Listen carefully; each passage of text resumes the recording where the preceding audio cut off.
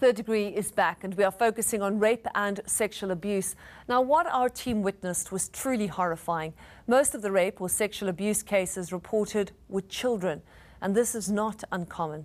Again, we remind you that this is deeply uncomfortable to watch, but we believe it's important to show you the terrible consequences of this problem.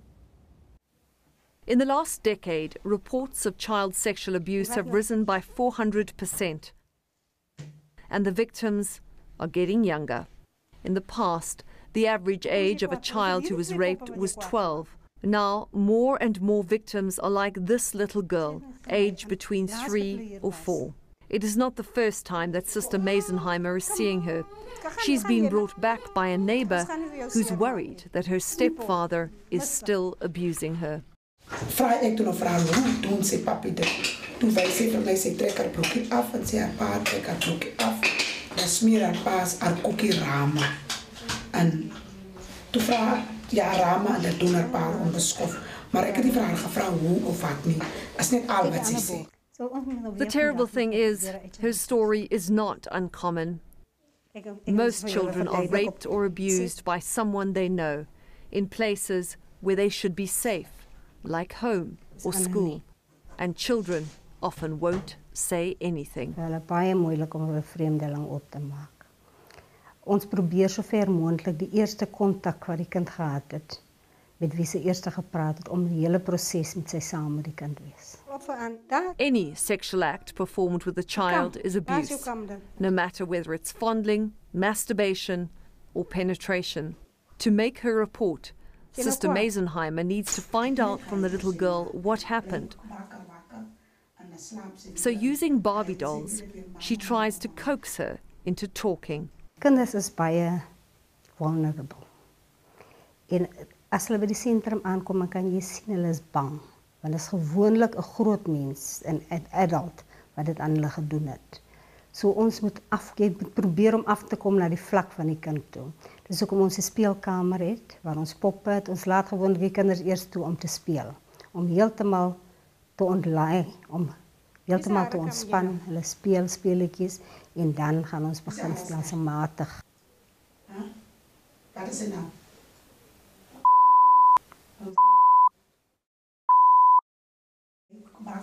The little girl points between the doll's legs.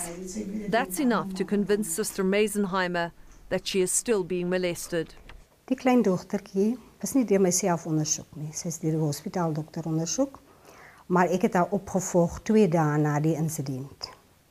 En dit lyk nie vir my asof daar enige progress is, asof sy enigstens beter raak. Haar geestestoestand nie.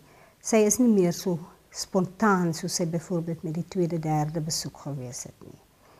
En ek kom agter, my gut feeling sê vir my iets is nie reg nie. En soos ons met die kind gepraat het en sy gespeel het ons agtergekom, sy word nog steeds deur die stiefpa gemolesteer. So my groot bekommernis is dat die kind is nog steeds in dieselfde huishouding waar die oortreder is. Another danger, HIV, but thankfully her results come back negative. Een streepie beteken negatief en daar is nie 'n virus in haar bloed op die stadium nie, maar na 6 weke gaan ons weer bloedtoets doen, seker te maak sy bly negatief. The biggest problem that we have is violence in the country, and that violence, as I said, it manifests mostly through sexual and gender based kind of violence. So, and for me, that's our, and if we don't fix that, we are doomed as a country. Sexual violence is escalating every year. Yet it has the lowest conviction rate of all serious crimes.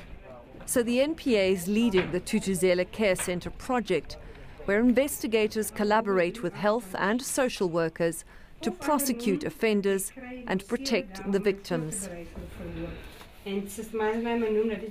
We, as the prosecution, were at the tail end of the process of the court process or the criminal justice process. And we often find ourselves frustrated in terms of what kind of product we get in court, and also what happens when we do go to court. Do we have well-equipped prosecutors?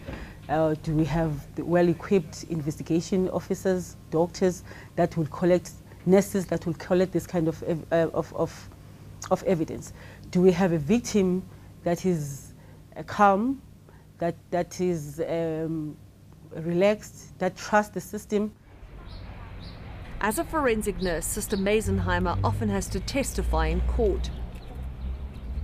Today, she's come for the trial of a man accused of sexually abusing his 3-year-old granddaughter. He has pleaded not guilty, so the prosecutor has called her in as an expert witness. Ek is in en uit in die hof vir die laaste 14 jaar. So almal ken my van die regter tot die staatsaanklaer tot die prokureurs en hulle het volle vertroue in my getuienis.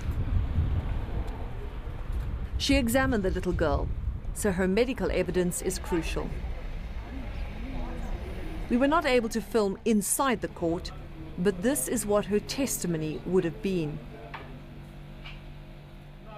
Police officer brought a 4-year-old girl to the centre for me to examine. General body build was small and petite. There was no external injuries found on examination. On the hymen, I found injury cleft at 6 o'clock. No other injuries were found. I did not do an internal examination and the perineum was intact. Statistics show that evidence from forensic nurses significantly improves the conviction rates of rapists and sex offenders. In this particular case, the accused was later found guilty. We have a good examples of forensic nurses that we work with at the Thuthuzela Care Centres that also are called called as expert witnesses in court, and we have received very good conviction rates due to the evidence that they also give to court. They're very thorough as well. So I think it's something that we need to invest in. Coming up, abusers target young boys.